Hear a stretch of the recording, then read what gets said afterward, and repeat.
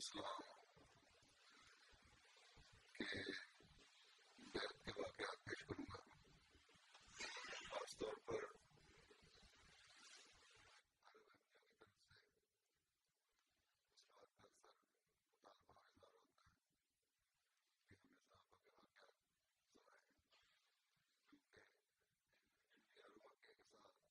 Halifa mtukufu ayyadahullahu ta'ala bin Aziz anasema kwamba leo mimi nitaeleza matukio ya bayati ya masahaba wa Sayyidina Ahmad alayhi salatu wassalam, hasusan kutoka kwa wanajumuiya wa Waarabu. Wao wanasema kwamba utuelezee matukio ya masahaba wa Sayyidina Ahmad alayhi salatu wassalam, kwa sababu katika kila tukio la masahaba Mtume sallam inaonekana imani yao na kujitolea kwao, na baada ya kufanya bayet usumbufu waliopata hali yake inajulikana.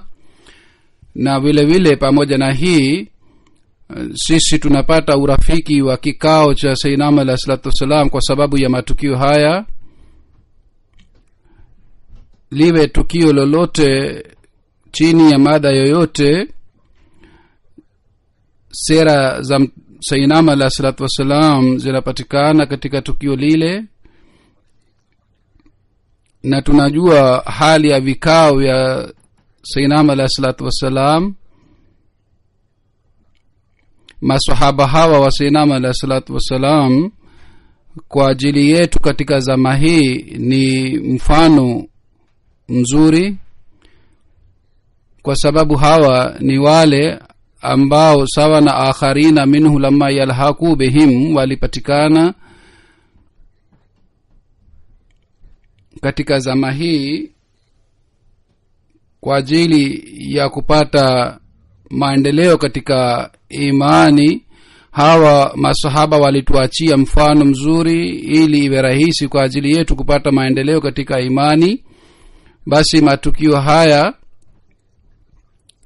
ni mfano kwa ajili ya familia ya wazee hawa, na si kwa ajili ya familia tu bali kwa ajili ya kila mwanajumuiya. Mifano hii ni sababu ya kuzidisha imani yake. Ndiyo maana wanajumuiya wapya wanasema kwamba nieleze matukio haya, na kama nilivyosema, kwa kupitia matukio haya sera za Sayyidina Ahmad alayhi salatu wassalam zinapatikana, zinajulikana, na kwa sababu ya hii imani yetu inapata imara zaidi. Riwaya ya kwanza ni ya Nizamuddin Saheb. Nimeshawahi kueleza riwaya hii katika sura ingine au chini ya mada ingine.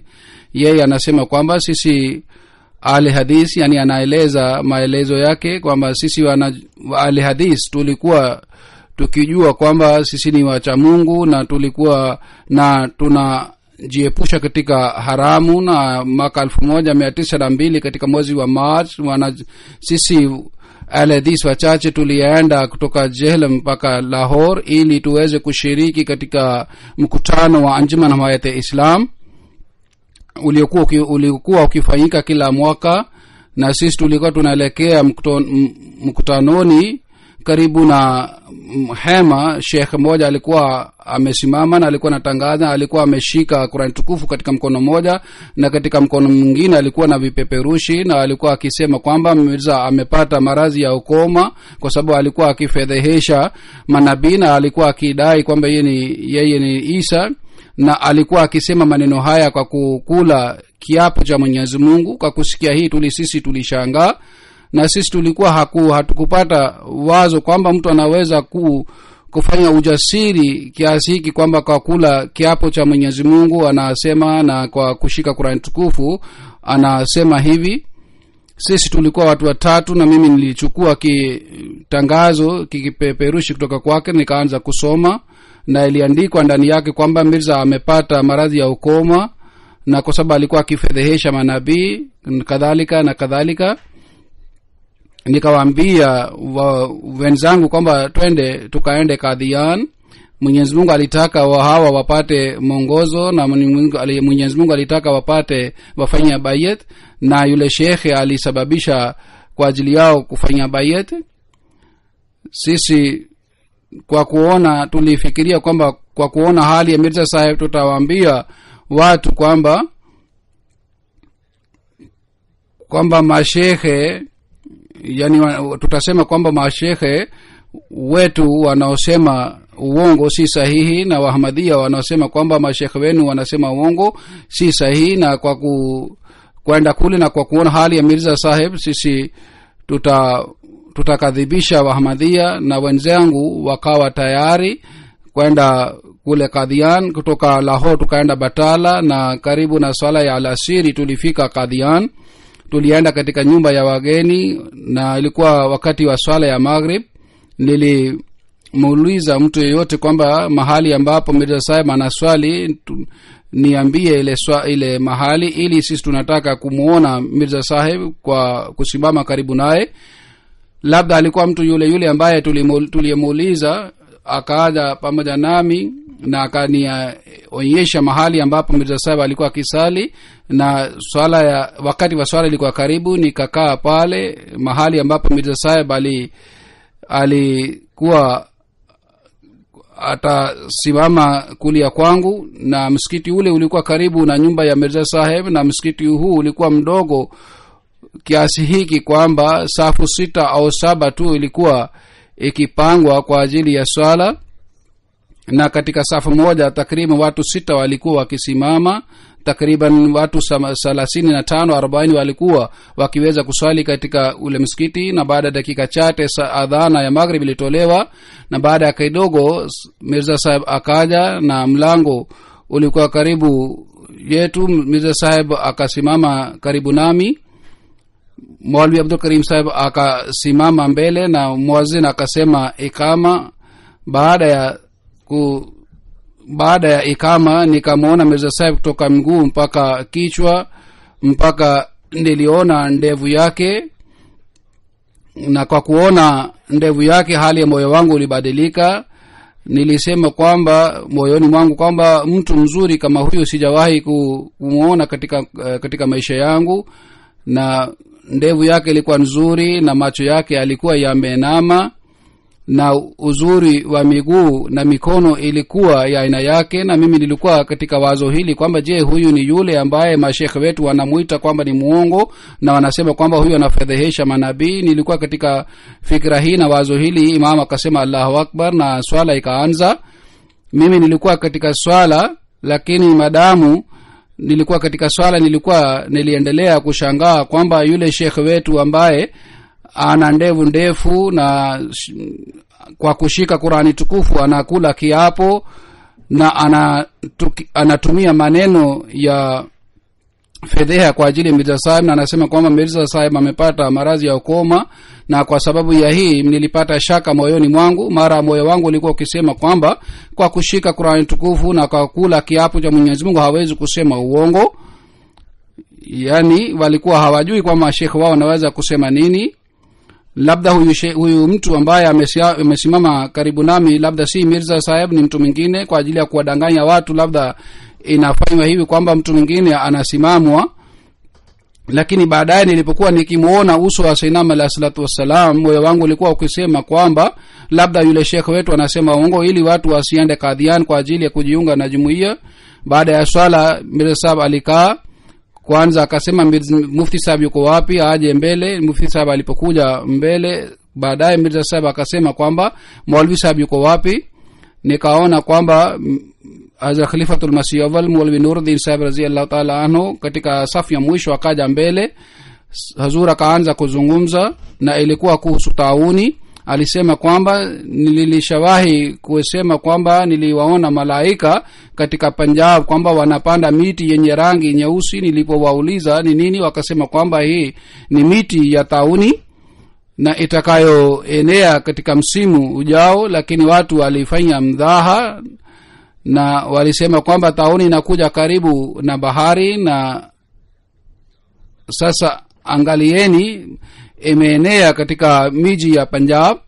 Hazur aliendelea kuzungumza mpaka Isha. Baada ya kusali swala ya Isha, Hazur alienda nyumbani kwake na sisi pia tukaenda kitandani na tuliendelea kuzungumza kwamba hii ni siri gani. Sheikh wetu kwa kushika Qur'an tukufu na kwa kula kiapo cha Mwenyezi Mungu anasema, na hapa tunaona mambo ni kinyume na maneno yake. Asubuhi tukaamka na tukaona kwamba Maulwi Halifa Awal atasema kweli.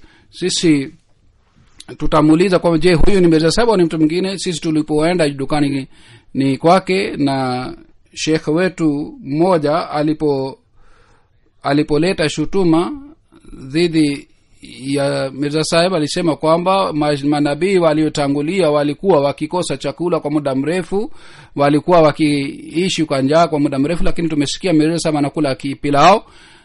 Hadhrat Hakim Maulana Nuruddin Sahib alisema, mimi nimesoma katika Qur'an tukufu kwamba pilao ni halali. Kama umeona katika Qur'ani kwamba pilao ni haram, basi niambie. Basi mimi kwa kusikia hii nilitoa kile kipeperushi na nikaweka mbele ya Maulwi Nuruddin Sahib, na anasema kwamba Sheikh wetu mmoja anasema kwa kula kiapo kwamba Mirza Sahib amepata ukoma. Na je, huyu ni Mirza Sahib ambaye tuliswali pamoja naye jana? Niambie, je, ndiye huyu ni Mirza Sahib au ni mtu mwingine?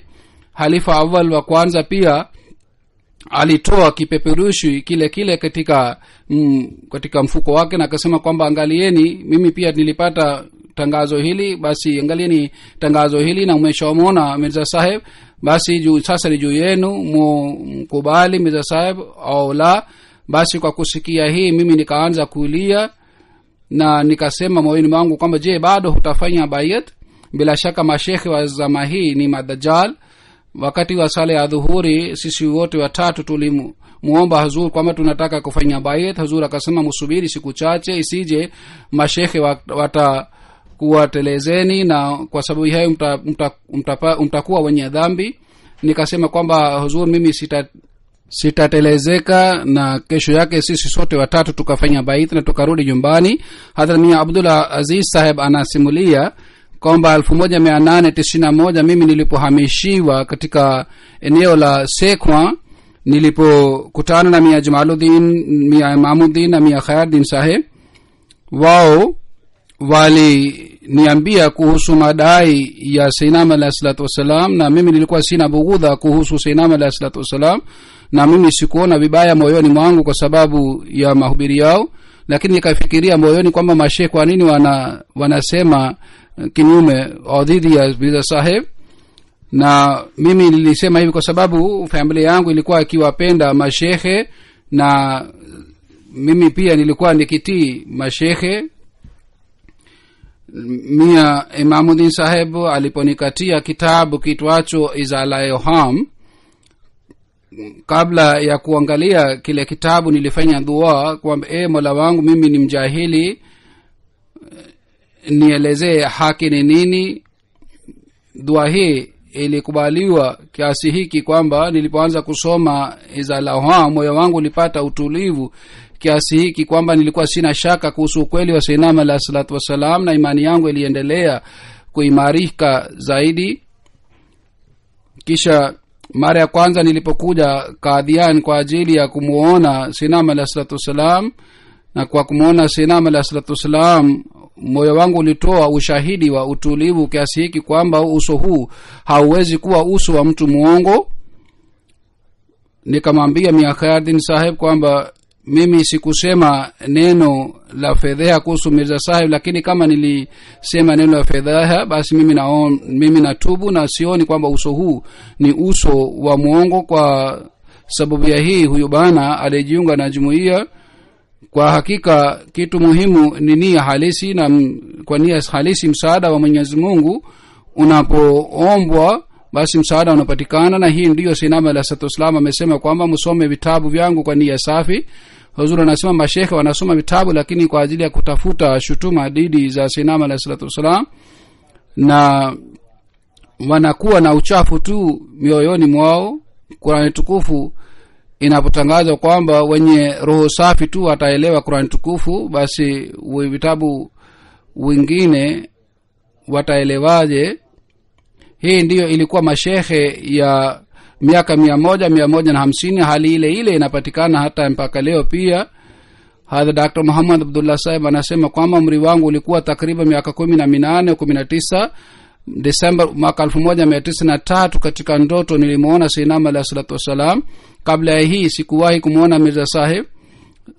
Hazur akauliza, wewe ni mfuasi wa nani? Nikasema mimi ni mfuasi wa Mtume Muhammad sallallahu alaihi wa alihi wasallam. baada ya hii nikapata bahati ya kusoma kitabu kitwacho Aina Kamalat Islam na Tirakul Qulub, na kwa kusoma vitabu hivi moyo wangu ulivutika upande wa jumuiya. mwaka 1906 nilifanya istikhara. Nilikuwa nikifanya kazi katika Gojra. baada ya asubuhi katika ruya niliona ngazi. katika kila ngazi ilikuwa kibao. katika ngazi ya mwisho ilikuwa kibao rangi ya nyekundu na iliandikwa juu yake kwa herufi kubwa, Mirza Ghulam Ahmad Qadiani, Masihi aliahidiwa na Imam Mahdi.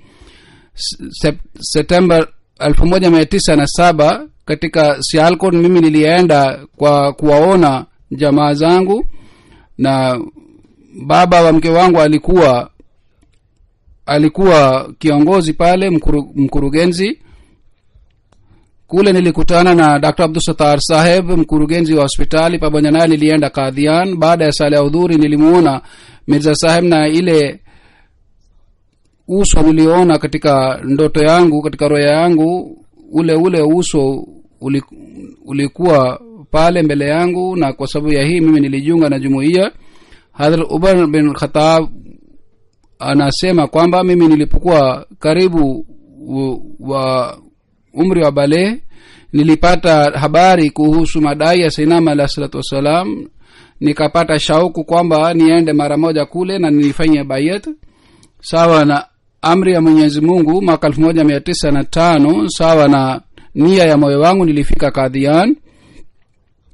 Qadian ilikuwa kijiji kadogo na ilikuwa nyumba ya wageni ndogo, na Maulvi Hakim Nuruddin Sahib alikuwa anawasomesha watoto na watu kadhaa kule. Yani anaeleza hali ya Qadian ilikuwaje wakati ule. Yani Qadian ilikuwa kijiji kadogo na ukuta za nyumba ilikuwa ya udongo, na anasema kwamba madai ya Sayyidina alayhi salatu wasallam ni makubwa sana na kijiji ni kadogo sana, na kwa sababu ya hii mimi nilishangaa sana. Na yani alikuwa anataka kusema kwamba madai ya Sayyidina alayhi salatu wasallam ni makubwa sana na hali ya kijiji ni ya aina hii. Kwa hivyo alishangaa kwa sababu ya hii, na lazima hali yake iwe hivi, kwa sababu alikuwa hategemei kwamba itakuwa hivi, lakini moyo ulikuwa unatoa ushahidi kwamba Sayyidina alayhi salatu wasallam ni mkweli. Yani baada ya kuona vitu hivi vyote, moyo bado ulikuwa unatoa ushahidi kwamba Sayyidina alayhi salatu wasallam ni mkweli katika madai yake. Anasema kwamba mimi bila kumuona khalifa wa kwanza ambaye alikuwa mwananchi, mimi nilipeleka barua nyumbani katika nyumba ya Sayyidina alayhi salatu wasallam, na niliandika kwamba huzuru, uje nje, nataka kufanya bayat na nataka kurudi leo hii. Huzur akaandika kwamba mimi nimepaka rangi na azana itatolewa saa 7 na itakuja msikitini. Katika hali hii watu wawili katika kaumu ya Singasinga walikuja katika nyumba ya wageni kule. Mimi nilikuwa peke yangu. Wakasema muite kinyozi mara moja, tunataka kunyoa nywele zetu na tunataka kufanya bayat. Mimi nikasema mimi simjui kinyozi, na ilikuwa ngumu kupata kinyozi na mimi nilipeleka taarifa hii pia katika nyumba ya Sayyidina alayhi salatu wasallam, na Sayyidina alayhi salatu alisema kama nitakuja kwa ajili ya swala. Nilipouliza wale Singasinga kwa nini wana hofu, wakasema wao wanaishi katika kijiji karibu na Qadian, wanafanya kazi katika jeshi, na baba alipokuwa naumwa walikuja nyumbani. Alikuwa katika hali ya shida, mzee mmoja wa Singasinga alisema usome la ilaha illallah Muhammad rasulullah ili ufe vizuri, na baba alifanya hivyo hivyo na alikufa kwa utulifu, na sisi tulipata athari yake hivi kwamba badala ya kusubiri mpaka mwisho na afadhali tusome shahada mapema. Mirza Sahib alidai tayari, na kesho yake tulisema kina mama pia wasilimu pamoja nasi, na wakaanza kupiga kelele na watu wa Kalasinga walijumuika. Kwa hiyo sisi tulikimbilia Kadhian na wao wanatufuata, kwa hiyo tunafanya haraka. Anasema katika hali hii adhana ilitolewa, mimi pamoja na hawa Singasinga tulienda msikitini, na msikiti ulikuwa mdogo lakini ulikuwa umejaa sana. Hazur anasema kwamba matukio haya Singasinga alieleza nimeshawahi kusema kwamba ufanye utafiti kwamba hawa walikuwa kina nani, walifanya bayat baadaye au la, lakini huyu alimeandika katika tukio lake. Anasema tulipofika msikitini, msikiti ulikuwa umejaa, mimi nilisimama karibu na viatu na nilikuwa simjui mtu yoyote, na Mirza Sahib alifungua mlango karibu na mihrab, watu wote wakasimama. Mimi nikaenda katikati ya watu, nikaenda mbele na nikasimama pamoja na Hazur, na Hazur akaniuliza kwamba wewe ni nani. Nikasema mimi nimekuja kwa ajili ya bayat na nilituma taarifa ndani. Maulvi Nuruddin Sahib aliwaita watu waliokuja kwa ajili ya kufanya bayat kwamba waje mbele wafanya bayat. Hazur akashika mkono wangu na akaweka mkono wake juu ya mkono wangu, na akasema wekeni mkono wenu juu ya mkono wa huyu mtoto. Hazur akasema mkono juu ya bega langu, na nikafanya bayat. Kisha tukaswali swala. Hadrat Rahmatullah Sahib mstaafu anasema kwamba Sayyidina alayhi salatu wasalam alikaa miezi michache katika Ludhiana. Umri wangu wakati huo ulikuwa miaka 17 au 18, na mimi nilikuwa mwanafunzi.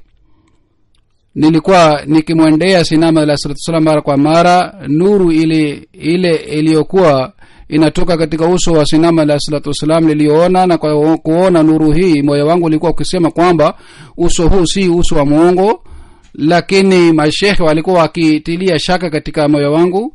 Katika hali hii mjadala wa Sayyidina alayhi salatu wasalam ulifanywa pamoja na Muhammad Hussein. Mimi nilikuwa pale.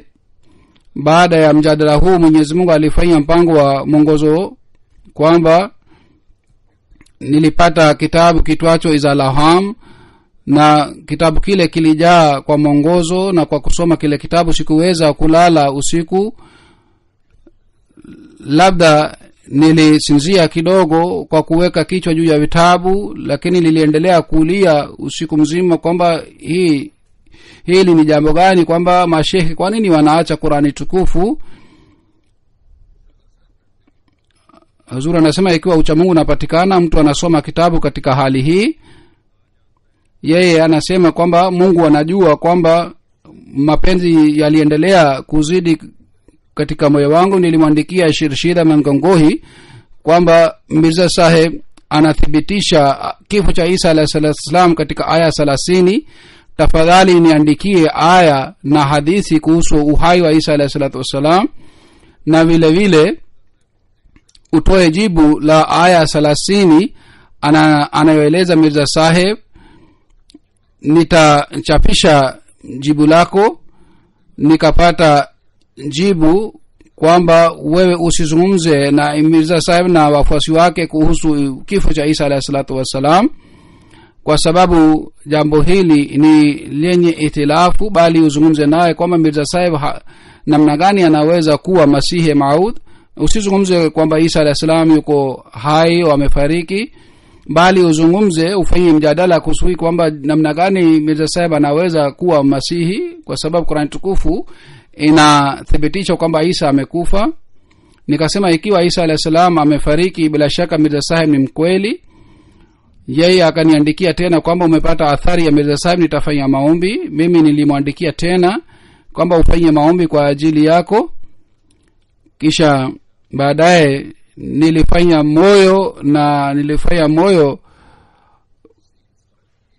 nilifanya maombi kwa moyo safi, na nilimuomba Mwenyezi Mungu kwamba Mungu nataka radhi yako, na ndipo tayari kutoa kila kitu kwa ajili ya ridhaa yako. Nitatayakubali kila fedheha kwa ajili yako, unirehemu. Baada ya muda mchache mimi nakula kiapo cha Mwenyezi Mungu kwamba asubuhi kama saa 10 tarehe 25 mwaka 1893 siku ya Jumatatu nilimuona Mtume Muhammad sallallahu alaihi wa alihi wasallam katika ndoto yangu. Maelezo ya ndoto ni hivi kwamba katika Bermi kwa ajili ya sala ya alasiri ilikuwa na tawadha. Mtu mmoja akasema, yani anaeleza ndoto yake, mtu mmoja akasema kwamba Mtume sallallahu alaihi wa alihi wasallam amekuja na ataishi katika nchi hii. Nikasema yuko wapi? Akasema katika mahema haya ni ya Mtume sallallahu alaihi wasallam. Baada ya swala nilienda kule mara moja. Zura alikuwa amekaa pamoja na maswahaba. Baada ya kusema salamu na baada ya kupeana mkono nilikaa pale. Zura alikuwa anatoa hutuba katika lugha ya Kiarabu, yani Mtume sallallahu alaihi wasallam. Mimi sawa na uwezo wangu nilikuwa naelewa ile hutuba.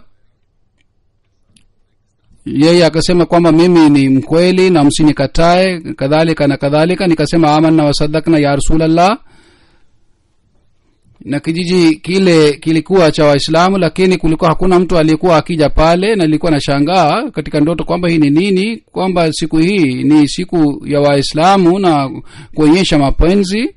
Na mimi niliambiwa kwamba Mtume sallallahu alaihi wasallam ataishi katika nchi hii, lakini Huzur akasema kwamba anaaga. Nikasema kwa huzuni kwamba je, Huzur anaaga na anaenda, nawezaje kukutana naye? Na Huzur akaweka mkono wake juu ya bega langu akasema usiwe na wasiwasi, tutakutana naye. Maelezo yake nilipata hivi kwamba niliona Mirza Saheb katika sura ya Mtume sallallahu alaihi wasallam. Kwa hiyo nikaandika barua ya bayat, na baada tarehe 23 mwezi wa Desemba 1898 nilienda Qadian. Baada ya sala maghrib nilifanya bayat. Mwenyezi Mungu alinipatia imara kiasi hiki kwamba shida yoyote haikuweza kuniteleza, lakini hii yote ilikuwa kwa sababu ya baraka ya Mtume alayhi salatu wasalam. Na mimi nilikuwa nikimpatia masaji Sayyidina alayhi salatu wasalam. Nilipata usumbufu aina mbalimbali, lakini Mwenyezi Mungu alinilinda katika kila usumbufu, bali alinipatia zawadi na baraka. Na ndugu zangu na jamaa zangu pia walijiunga na jumuiya. Anasema kwamba nisingekuwa na hofu kwamba itakuwa ndefu matukio mengine, ningeandika matukio mengine. Na jambo hili pia ni muhimu ya kueleza kwamba baada ya kujiunga na jumuiya nilikuwa nikimsalia Mtume sallallahu alaihi wasallam, yani durud taj. Ustadhi wangu Abdul Qadir Sahib Ludhianwi ambaye alijiunga na jumuiya baada yangu, yeye alikuwa akisema kwamba hii ni shirk, usiseme. Nilisema umwambie Sayyidina alayhi wasallam aniambie, nitaacha. Kwa bahati katika mkutano wa mwaka mimi na Maulwi Sahib tulikuwa pale. Sayyidina alayhi wasallam alienda kwa ajili ya matembezi. Maulwi Sahib katika hali hii akasema kwamba Mushiramatullah Sahib anasoma durud taj. Nilisema asisome kwamba hii ni ushirikina.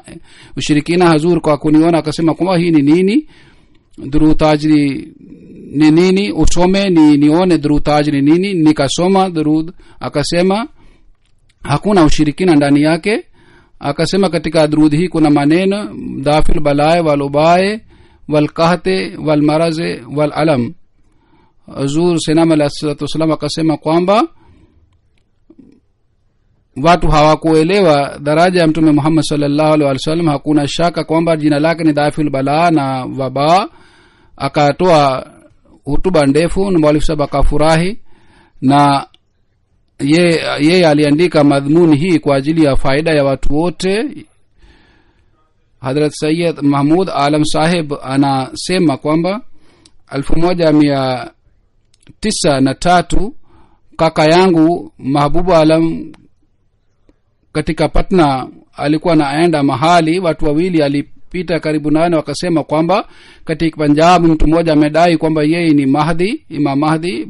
Kaka yangu alikuwa akipenda Qur'an tukufu. Kwa kusikia hii alishangaa kwamba aulize kwamba nani amedai. Waliosema walienda, alisona labda station master labda anajua. Kwa hiyo alimwendea station master, aliuliza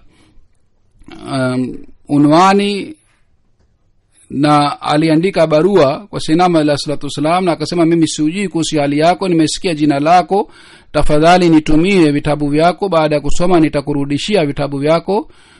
Maulvi Abdul Karim Sahib radhiyallahu ta'ala anhu alikuwa akimtumia kaka yangu vitabu, na kaka yangu alikuwa akisoma vitabu, na baada ya kusoma alikuwa akivirudisha vitabu. Kwa kuona hali hii watu wakaanza kufanya upinzani, wakaleta upinzani, lakini kaka yangu hakujali. Baadaye kidogo alijiunga na jumuiya, na mimi pia kwa kupitia kaka yangu nilisoma vitabu na nikafanya bayat. Kabla ya kujiunga na jumuiya nilienda nyumbani, na kwa bahati nililala pamoja na baba yangu. Katika ndoto nilimwona baba yangu kwamba Imam Hussein anamwambia baba yangu kwamba mtoto wangu wako ambaye amelala karibu nawe atakuwa wakili mkubwa sana. Lakini nilipojiunga na jumuiya baba yangu nilipojiunga na jumuiya nilimwambia baba yangu kwamba maana ya ndoto yako ni kwamba yako ilikuwa kwamba nitajiunga na jumuiya. Kwa hiyo nimejiunga na jumuiya. Baadaye alipata maradhi, na maradhi ilikuwa ndefu sana, takriban miaka 2 aliendelea kuugua, na maradhi ilikuwa hatari sana, na nilikuwa bado sijapona, lakini nilipata shauku ya kwenda Qadian.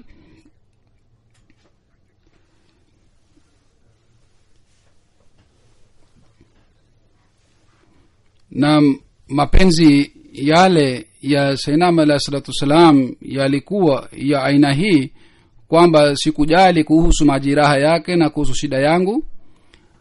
Anasema kaka yangu alisema kwamba hakuna hazina kule Qadian, yani mimi niliponuia kwamba niende Qadian, akasema kule hakuna hazina. Kama unataka kwenda kule Qadian afadhali usome kwanza mpaka matric. Na wazazi walikuwa maskini, nilikuwa sitegemei, na hakuna aliyenipatia masurufu, wala kaka yangu pia hakunipatia kitu. Na kwa sababu ya maradhi nilikonda sana, nilikuwa sina uwezo wa kutembea hata maili 2 au 3, hata naweza kusema hata maili 1 nilikuwa sina uwezo wa kutembea. Lakini Mwenyezi Mungu alipatia shauku moyoni mwangu, kwa hiyo nikawa tayari kwenda kwa miguu. Na wakati huo nilikuwa Patna. Wakati nilipokuwa tayari kuondoka, wakasema waone wazazi wako. Nikakataa kwamba labda kwa sababu ya kulia kwa mama nitabadilisha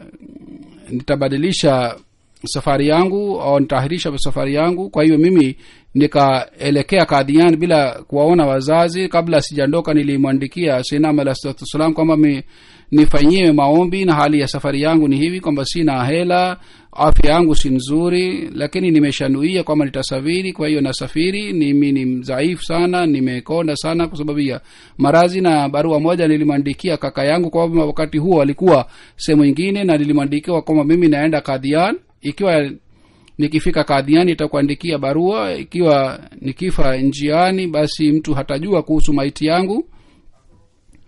Kwa ajili ya safari yangu nilifanya mpango, nilichukua mchoro wa gari ya moshi, na kwa kuuza vitabu nilikusanya hela kiasi fulani.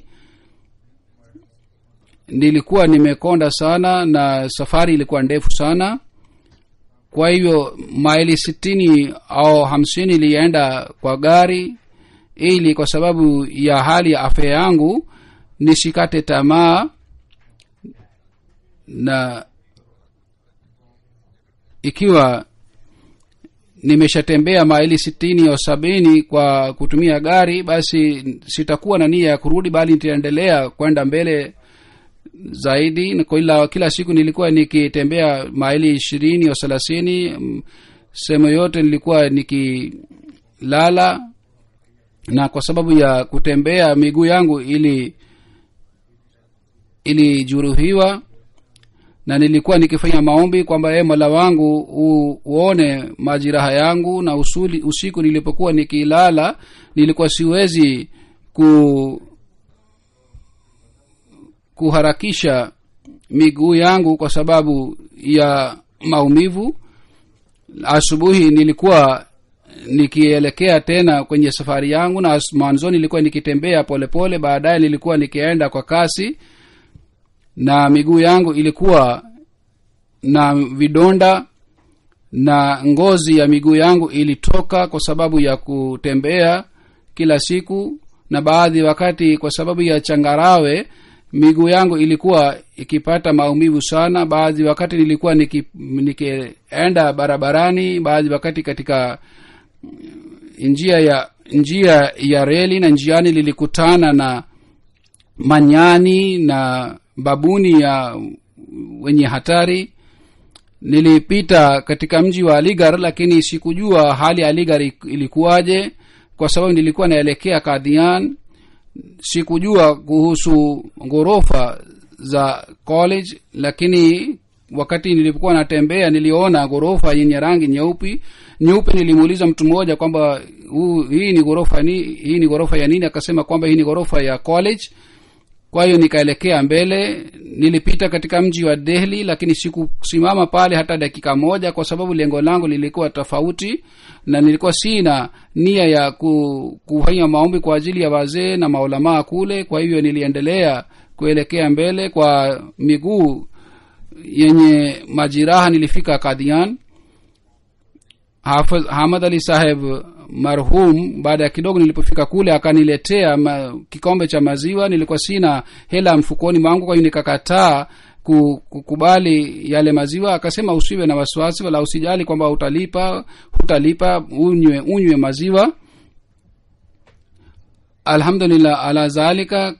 Katika Qadian chakula cha kwanza nilichopata kilikuwa maziwa. Nilipokuwa pale watu wengi walikuja wengi, lakini hakuna aliyepewa maziwa. Mimi tu nilikuwa peke yangu ambaye nilipewa maziwa. Tangu siku ile mpaka leo simjui mtu yeyote.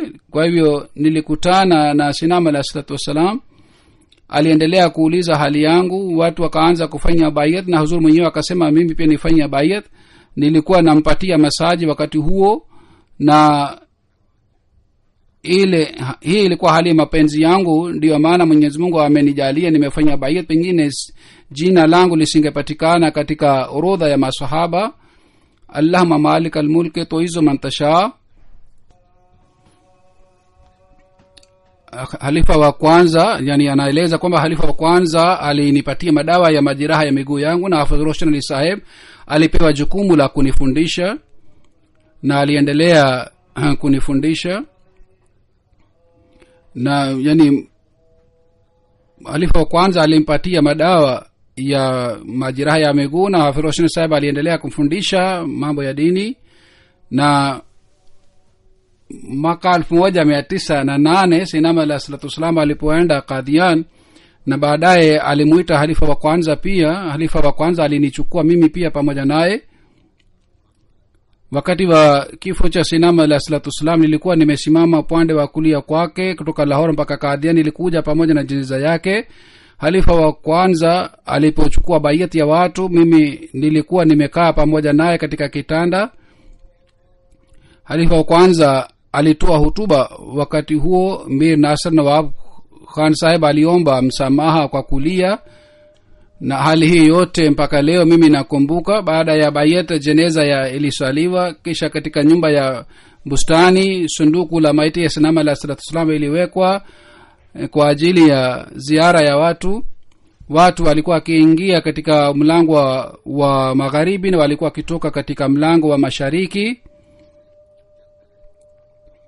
Haya yalikuwa matukio ya wazee maswahaba ambao kwa moyo safi na kwa mapenzi walimpokea imamu na Sinam alayhi salatu wasalam.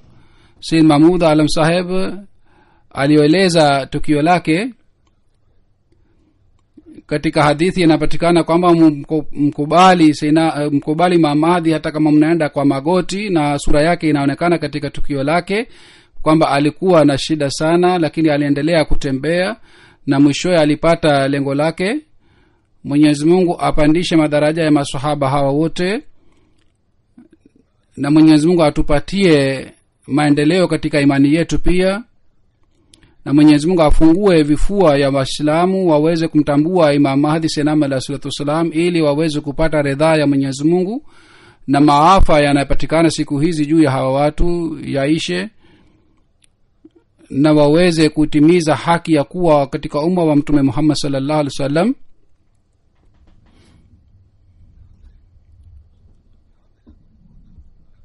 Sasa hivi nitaeleza habari ya huzuni.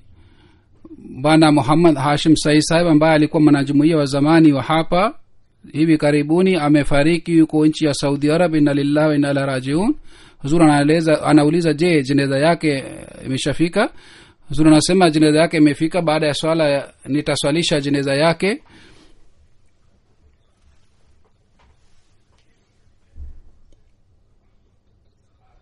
Alikuwa akija hapa mara kwa mara.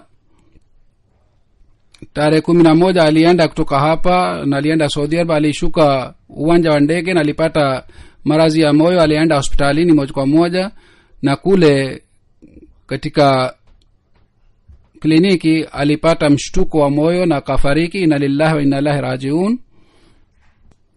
Katika mwaka 2000 alihamia Saudi Arabia, na kabla ya mwaka 2000 alikuwa akiishi hapa, na kwa miaka mingi aliendelea kuitumikia jumuiya katika idara mbalimbali.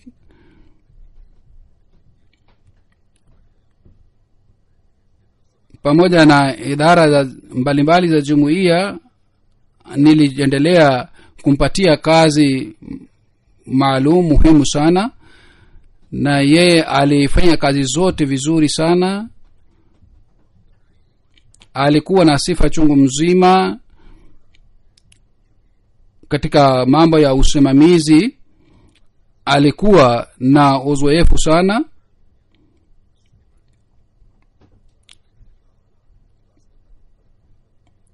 Elimu yake ya dini pia ilikuwa sana, bali inatakiwa iseme kwamba katika kila idara ya maisha yeye alikuwa na uzoefu, lakini alikuwa mnyenyekevu sana na mwenye moyo mpole, na alikuwa akizungumza kwa sauti ya chini, na alikuwa akizungumza kwa unyenyekevu, na alikuwa na huruma sana kwa ajili ya wengine, na alikuwa akikutana na watu kwa moyo safi, na alikuwa akishiriki katika michango kwa kutoa mali nyingi, na alipokuwa akimuona mtu yoyote katika shida alikuwa akikosa utulivu kwa sababu ya shida zake, na alikuwa hakai kwa utulivu mpaka alikuwa anamsaidia yule mwenye shida. Na jirani yake mmoja ambaye ni wakfu ameniambia kwamba ukuta wa katikati ya nyumba yake na nyumba ya Hashim Sahib ilianguka kwa sababu ya hewa. Hashim Sahib akaja nyumbani kwake akasema kwamba mimi baada ya kurudi safari yangu nitatengeneza ukuta huu, na baada ya siku rudi kutoka safari yake alitengeneza ule ukuta. Huyu alikuwa mtu mwenye manufaa sana, na alikuwa akipenda sana nidhamu ya khalifa, na alikuwa tayari kila wakati kwa ajili ya kujitolea.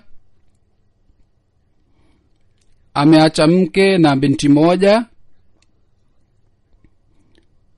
Wengine ambao wameandika kuhusu sifa zake, mtu mmoja aliniandikia ambaye amekaa sasa hivi mbele yangu kwamba alikuwa mwenye basira sana huyo mtu,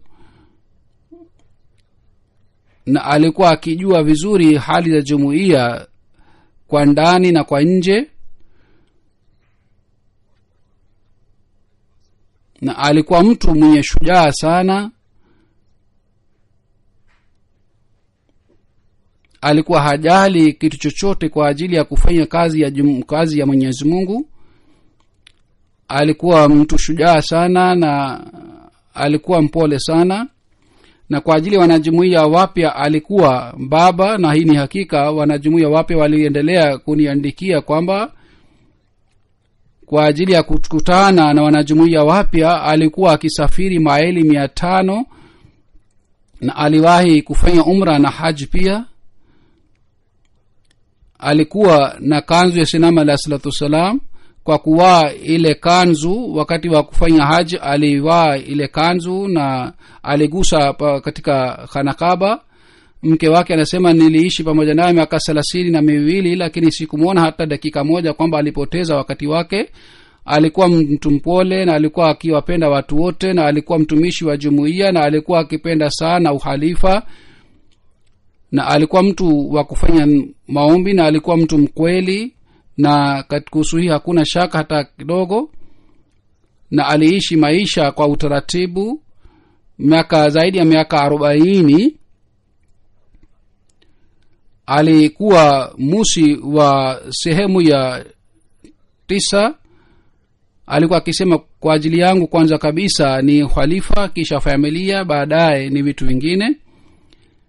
Mke wake amesoma katika dairi yake kitu kimoja, na katika ndoto anasema kwamba katika usiku mmoja mara 4 alimuona Mtume sallallahu alaihi wasallam. Mara ya kwanza uso wa Mtume sallallahu alaihi wasallam ulikuwa kama jua na alikuwa amevaa pete, na katika ile pete nuru ilikuwa inatoka, na alikuwa anasoma kwa kukaa, na katika pete ya Mtume sallallahu alaihi wasallam nuru ilikuwa inatoka. Kisha ameandika ndoto ingine kwamba nipo katika nyumba na Ammajan anaishi katika ile nyumba na anakutana nami kwa mapenzi na ananikaribisha kwa moyo sana. Yani Hazrat Nusrat Jahan Ammajan Begum Sahiba. Na siku mzima Hazrat Ammajan ananielezea matukio ya Sayyidina alayhi salatu wasalam. Katika ndoto masaa 6 au 7 yalipopita katika ndoto, nafika katika nyumba ya Sayyidina alayhi salatu wasalam, naishi kule siku mzima pamoja na Sayyidina alayhi salatu wasalam. Na kule Sayyidina alayhi salatu wasalam alinielezea matukio ya maisha yake, na kuhusu kesi fulani Hazur aliniambia kwamba mimi nilipata ilham hii, na aliniambia ile maneno ya wahi jioni. Mimi nilirudi katika ndoto ile nilirudi nyumbani kwangu. Vile vile aliniona katika ndoto yake. Anasema katika ndoto kwamba mimi nimefariki na umesali jeneza yangu. Nimemwambia ni kweli, nilimwambia ni kweli, uende ule chakula. Na baada hii niliamka. Mwenyezi Mungu amjalie karamu yake huko peponi. Kwa muda mrefu hapa Ulaya, Uingereza alikaa na aliendelea kuitumikia jumuiya.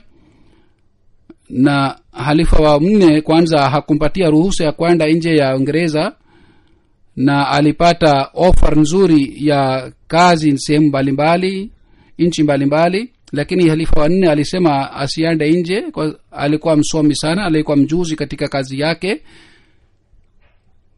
Lakini 2000 halifa wa 4 alimruhusu aende nje. Alikuwa msomi na alikuwa mjuzi katika fani, lakini hakudhihirisha hata siku moja kwamba yeye ni msomi ili kibri isipatikane. Mimi niliwasiliana naye wakati halifa wa 4 alipofariki. Nilipokuja hapa kutoka Pakistan kabla ya jeneza. Huyo mtu ambaye kwa unyenyekevu alikuwa analeta matangazo mbalimbali, kwa sababu matangazo yalikuwa yanatolewa katika MTA. Kila mara alipoambiwa kwamba aandike neno hivi au neno hili ni nzuri zaidi, na bila kufanya udhuru wote alifanya vile alivyoambiwa. Hakusema kwamba mimi nimeishi umri mzima hapa, ni msomi na mimi nina ujuzi, kwa hiyo makala yangu ni nzuri. Lakini vile alivyoambiwa alibadilisha ile makala yake, na unyenyekevu wake ulikuwa mfano kwa ajili ya kila mmoja, na kuitumikia jumuiya pia ilikuwa mfano kwa ajili ya watu wote, na utii wa uhalifa pia ulikuwa mfano kwa ajili ya watu wote. Alipokuwa karibu kustaafu aliniambia kwamba mimi nafanya kazi hii, lakini nina hamu kwa muda mrefu kwamba nitoe wakfu maisha yangu. Na hii ni kweli kwamba aliwahi kuniambia mara kwa mara kwamba nataka kutoa wakfu maisha yake, lakini ilikuwa nikisema kwamba mahali ambapo unafanya kazi kule huduma zako zinatakiwa, kwa hiyo uone kwamba wewe ni wakfu. Lakini kadiri alikuwa akifanya kazi, alikuwa anafanya kazi zaidi kuliko wakfu, na alikuwa akinikumbusha mara kwa mara kuhusu wakfu. Na sasa alikuwa ameshastaafu, na baadaye alipata contract ingine. Nilimwambia madamu anapata kazi aendelee kufanya kazi kule, kwa sababu kule huduma zake zinahitajika. Kwa hekima sana kwa ushujaa sana alikuwa akifanya kazi zote, na alikuwa akifurahi sana kwa sababu ya bayat, na watu wengi walijiunga na jumuiya. Na baadaye alikuwa akiwasiliana na wanajumuiya wapya. Alikuwa mjuzi katika akaunti, na kwa sababu yake yeye nilikuwa sina wasiwasi kuhusu mambo ya akaunti kule katika jumuiya.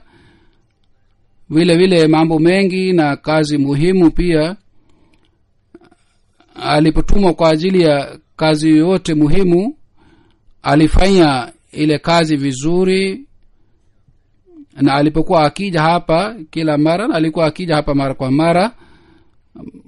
Baada ya kuja alikuwa hapumziki, bali alikuwa akija misikitini, na siku zote alikuwa akiishi sala zote alikuwa akiswali katika msikiti wa Fadhl.